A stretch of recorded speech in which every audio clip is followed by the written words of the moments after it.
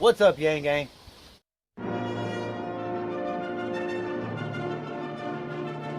So there's been a lot of things happening in the news, and one of those things is Andrew Yang, and then we'll talk about that in a minute. But right now, make sure you hit that like. But right now, we want to take a moment of silence for the notorious Ruth Bader Ginsburg. Now, on to the big news of the day. Newsweek put out an article this morning.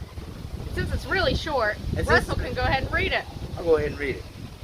Former Democratic presidential candidate Andrew Yang has joined Joe Biden's campaign team as a member of an advisory council on small businesses and entrepreneurship as part of Biden's push to highlight his economic goals. What does this mean for Andrew Yang? What does this mean for the Yang Gang? I feel like it doesn't really mean all that much. I know there's a lot of excitement about it, but I don't feel like it's that important of a position, really. So what you're trying to say is, once again, Andrew Yang is basically getting pushed to the side.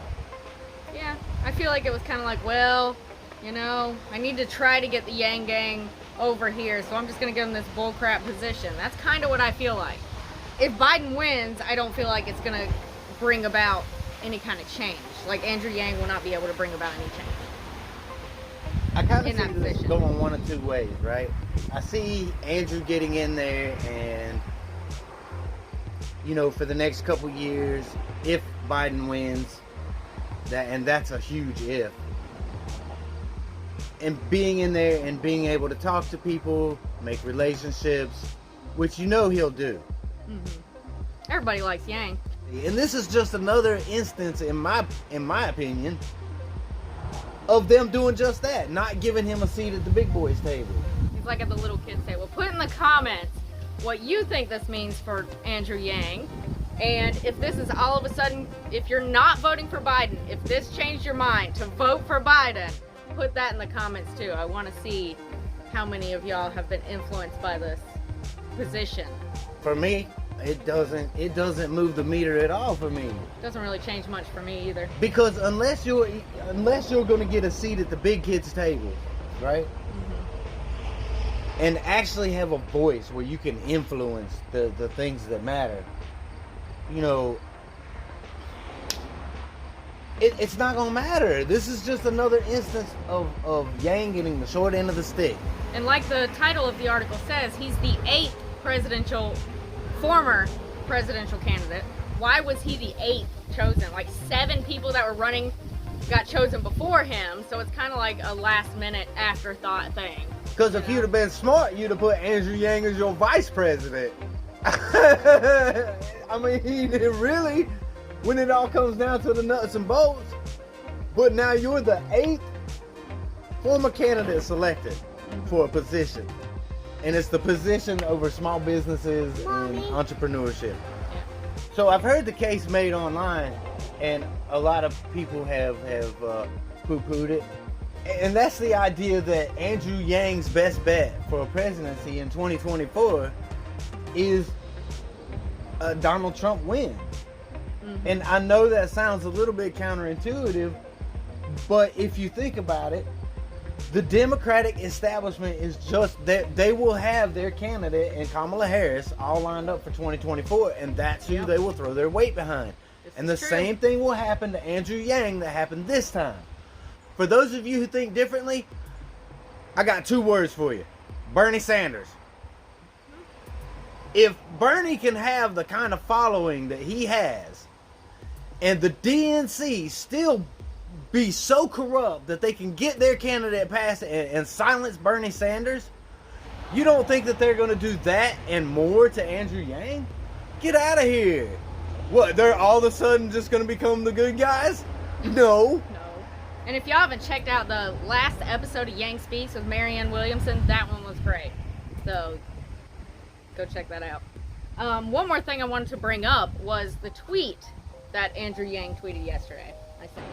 Andrew Yang tweeted yesterday, "I may have just convinced someone of the need for universal basic income." And there's been a lot of speculation that someone was Joe Biden. But what do you think? You think he was just talking about his neighbor?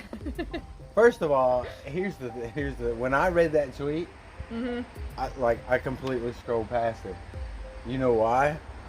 Because Andrew's always convincing somebody of the need for UBI. True. So it didn't even like register in my brain like this might be somebody important that he convinced of UBI. I mean, he convinced all of us, and we in turn convinced a bunch of other people. So, you know.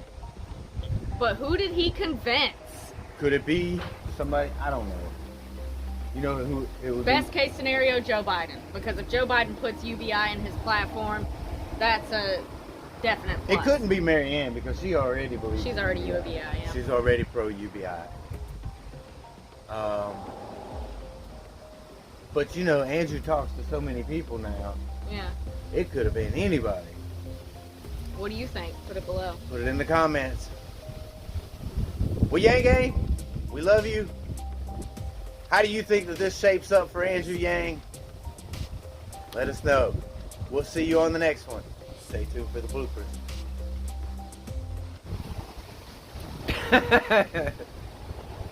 at all them wasps. Oh, God. Sun shining. So a lot of... We need to do this inside. Yeah, but if we do it inside, it's all dark, man. And it's all nice out here today. And windy.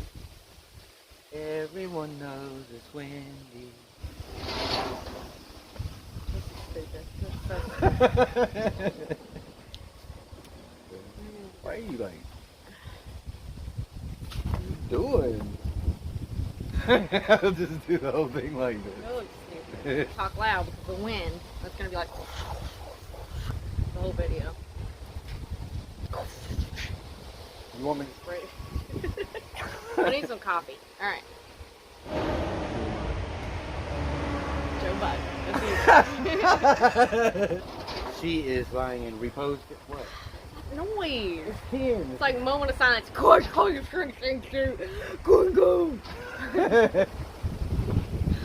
Heard people try to make the case.